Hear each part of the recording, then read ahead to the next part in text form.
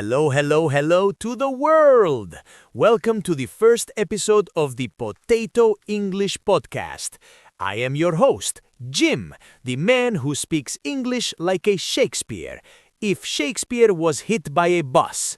And with me is the person who fixes my brain, the beautiful Anna. Thank you, Jim. Although I'm not sure about the Shakespeare hit by a bus part. And please, for the 10th time, it's not the Potato Podcast. It's the English Excellence Podcast. Why potatoes? Because, Anna, English is like a potato. You can boil it, fry it, or mash it. I usually mash it until it makes no sense. Today, my friends, we are going to dive into the deep ocean of English. We are going to swim until we find the fish of knowledge. Okay, metaphors aside, today we are focusing on idioms and social blunders. Jim, you are the king of social blunders. Why don't you tell our listeners about your morning? I heard you had a situation at the coffee shop.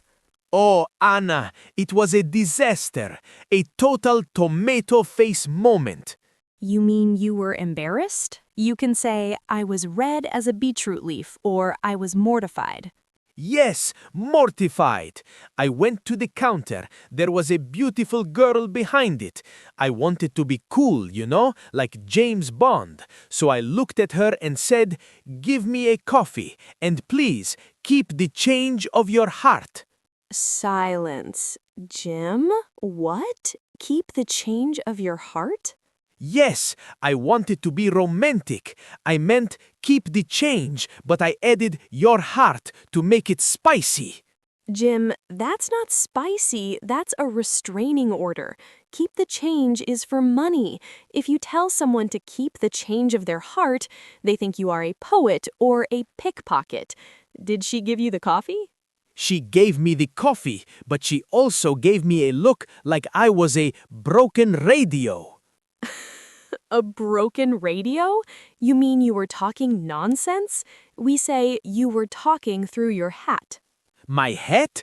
I wasn't wearing a hat, Anna. Why would I talk through a hat? That's bad for the fabric. English is so weird. Why do you talk through hats? Why do you have butterflies in your stomach? Why is it raining cats and dogs? It's a zoo, Anna. It's not a language, it's a zoo. Relax, Jim. That's the beauty of it. Idioms aren't literal. Let's teach the listeners something useful. When you want to say something is very easy, what do you say? I say it is a piece of cake.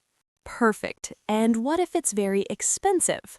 I say it costs an eye and a nose. No, it's an arm and a leg. Why would you give them your nose? Because I need my legs to run away after I see the price.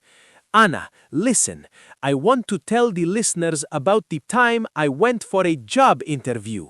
I wanted to tell the manager that I am a hard worker. Okay, that's a good start. What did you actually say? I said, "Mr. Manager, I am a heavy camel." A heavy camel. Jim, I can't breathe. Why a camel? Because in my culture, the camel is the patient worker of the desert. It carries everything. But the manager just looked at my belly and said, "We don't hire animals here." I felt so blueberry. You felt blue, just blue, not blueberry.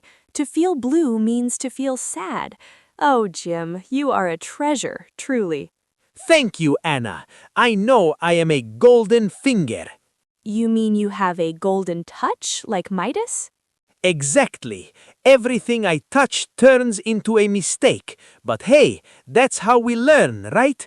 To our listeners, if you make a mistake, don't cry over the spilled milk. Hey, you got one right. Don't cry over spilled milk. I'm so proud of you. See, I am improving. Yesterday, I watched a movie without subtitles. I understood 3 words: hello, goodbye, and police. It was a romantic comedy, so I was very confused why the police were there. Maybe it was a very intense romance. Anyway, Jim, let's talk about small talk. It's very important in English culture. How do you start a conversation with a stranger? Easy. I walk up to them, I look them in the eye, and I say, "The weather is very angry today, isn't it?" Angry? You mean stormy or terrible. People don't say the weather is angry unless there's literal tornado chasing them. Well, it was raining, and when it rains, I get angry because my hair gets ruined. So the weather is angry. It's a reflecting of my soul. You mean a reflection. Jim, you're getting deep on us. Let's try a role play. I'm a stranger at a bus stop. You want to ask me for the time. Go. Excuse me, lady of the bus, do you have the numbers of the clock?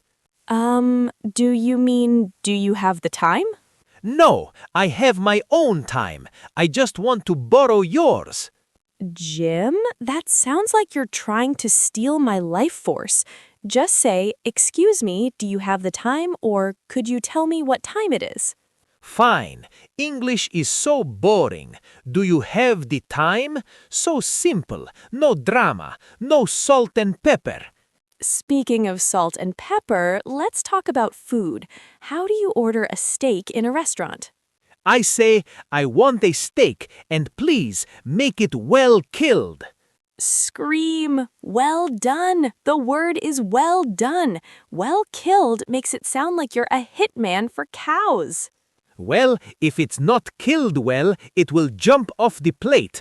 I like my meat quiet, Anna.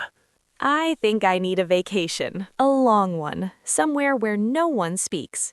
Don't worry, Anna. You are the captain of my ship. Without you, I would be lost in the supermarket. That's actually quite sweet. You mean lost at sea, but I'll take the supermarket. Yes, because in the supermarket there are no maps and the cheese section is very confusing. To the audience, well, everyone, I think that's all we have time for today before Jim accidentally starts a war or orders a well-killed salad. Wait, one last tip for the students. If you want to sound smart, just add ing to every word. I am eating, walking, talking, thinking, potatoing. Please do not potatoing. That is not a word. It is now. Thank you for listening to the Potato Podcast. I am Jim and she is the suffering Anna. Yes, I am. See you next time, and remember, keep practicing and don't be afraid to be a heavy camel. Bye-bye. Peace and chicken grease. And whisper, it's peace out, Jim. Just peace out. Outro music fades in loud and upbeat.